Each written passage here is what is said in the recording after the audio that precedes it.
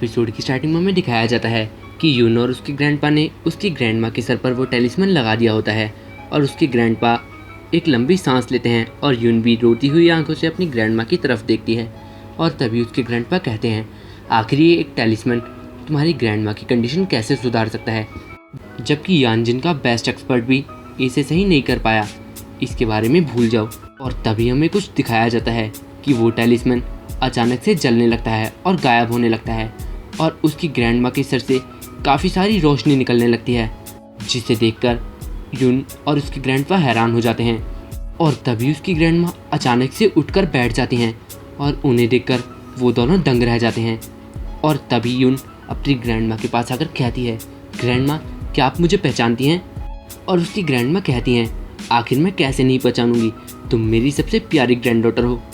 और ये चमत्कार देखकर यून के ग्रैंडपा काफ़ी ज़्यादा हैरान हो जाते हैं और कहते हैं, यून जल्दी से डॉक्टर लिन को कॉल करो, जल्दी। इसके बाद वो लिन डॉक्टर यून की ग्रैंडमा को चेक करता है और कहता है, ये तो एक मिरेकल है, सच में मैडम बिल्कुल ठीक हो चुकी हैं। और उस चमत्कार को देखकर वो डॉक्टर भी काफ़ी ज़्यादा हैरान होता है। और उसके बाद यून और उसके ग्रैंडपा काफ़ी ज़्यादा खुश होते हैं। और यून के ग्रैंडपा यून से कहते हैं, यून मुझे बताओ कि असल में उस टेलिस्मैन को तुमने कैसे लिया, और एक सिंगल डिटेल भी मिस मत करना। और इसके बाद यून अपने ग्रैंडपा को वो पूरी कहानी बता देती है कि कैसे उसने चैन मू से वो टेलिस्मैन लिया। और उसकी ग्रैंडपा उसकी पूरी कहानी सुनने के बाद कहते हैं, अच्छा तो एक हाई स्कूलर, जल्दी अपने सारे रिसोर्सेज को यूज़ करो और उस पर्सन की इन्वेस्टिगेशन करो, उसकी सारी डिटेल्स मुझे ला कर दो और एक भी चीज़ मिस नहीं होनी चाहिए। उसके ओरिजिन के बारे में मुझे सब कुछ पता लगा के दो, मुझे उससे मिलना है। और ये सुनकर यून ओके कहती है और अपने काम पर लग जाती है। इसके बारे में चैनमो दिखाया जाता है जो कि अपने बेड पर लेटा हुआ होता है। और अगर हम ध्यान से देखें तो उसकी दीवार पर वन पंच मैन का यानी साइतामा का पोस्टर भी लगा हुआ है, तो ये ओपीएम का एक रेफरेंस है। और वो लेटा लेटा अपने मन में कह रहा होता है, इस अर्थ की स्पिरिचुअल की काफ़ी ज़्यादा ख़त्म हो चुकी है, मुझे अभी भी फर्स्ट लेवल की कंडेंसेशन को मास्टर करने में 3 दिन और लगेंगे। तभी वो अपना फ़ोन उठाता है और कहता है, मॉम का कॉल किसी भी समय आ सकता है। और तभी उसके फ़ोन की रिंग बजती है और कॉलर का नाम होता है ली सुफांग। और तभी कॉल के उस साइड से आवाज़ आती है, मो जल्दी से हानयान एयरपोर्ट पर आओ, मेरे साथ अपनी ग्रैंडमा के फ्यूनरल पर चलो। और अपनी मॉम की आवाज़ सुनकर चैनमो काफ़ी ज़्यादा खुश होता है मन में, और वो मन में कहता है, मॉम 600 साल हो चुके हैं, आखिरकार मैं आपकी आवाज़ फिर से सुन पाया। और वो अपनी मॉम से कहता है, मैं अभी आता हूँ, बिल्कुल चिंता मत करिए आप।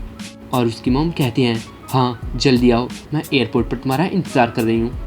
इसके बाद चैनमो हमें अपनी मॉम के बारे में बताता है और कहता है, मेरी मॉम ली सुफांग यान जिन की 6 ग्रेट फैमिली में से एक में पैदा हुई थी, जो ली फैमिली है, लेकिन उन्हें उस फैमिली से निकाल दिया गया जब उन्होंने मेरे डैड से शादी करी, जो कि एक कॉमन बर्थ के इंसान थे।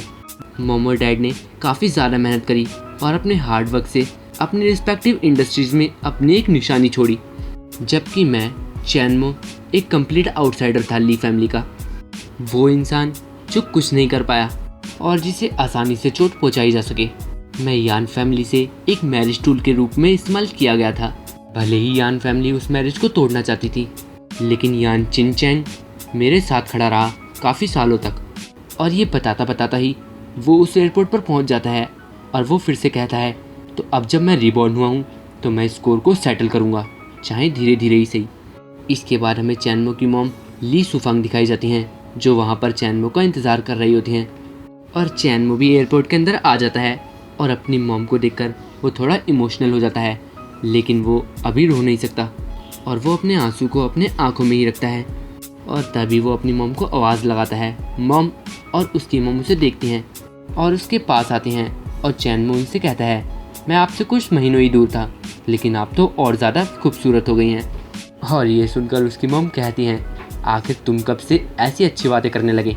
और चैनमो एक बड़ी सी स्माइल के साथ कहता है, मैं तो हमेशा से ऐसी ही बातें करता था, वो तो आप ही थी जो अपने बेटे के बारे में इतनी अवेयर नहीं थी कि उसमें इतनी अच्छी क्वालिटीज़ भी हैं।